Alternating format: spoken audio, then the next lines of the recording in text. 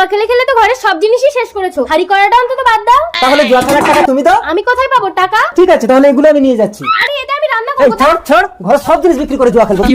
তোর বাবা কি? ও বাবা রে, এই দাঁড়া, তোর ব্যবস্থা আমি করছি। তোর কি করে আছে করে নিবি? কিরে জুয়া খোর, আর জুয়া খেলতে গেলি না? জুয়া খেলতে যাবো কি করে, একটা টাকা নেই তো হাতে। কেন, তোর বউকে ভাড়া দিয়ে দে। কত দেবে? Per day 500। দাও টাকা দাও। 500? বউ ঘরে আছে, যাও। এই কে রে? এই ওলা, ছাড়ো আমাকে। আমি চলে যাবো, এই স্বামীর ঘর আমি করবো না। সাবিনা আমার বান্ধবী, আমাকে তুই বাঁচা। তুই কাঁদিস না বাসন্তী, আমার আল্লাহ তোকে হেফাজত করবে। ওই সাবিনা ও আসছে। কোন বাড়িতে? তোমার বউ তো এখানে আসেনি। আর আমি বাড়ি সার্চ করবো। না, মুসলমান বাড়িতে মেয়েরা একা থাকলে বাইরের পুরুষকে ঘরে ঢুকতে দেওয়া হয় না। বাড়িতে আর কে আছে, ডাকো দেখি। এই নাজমা, আদাব। নমস্কার। এ কে? একে তো আগে কখনো দেখিনি। আমার বান্ধবী আজই এসেছে, আজ থেকে এখানেই থাকবে ইনশাআল্লাহ। এই তুই আমার টাকা দে।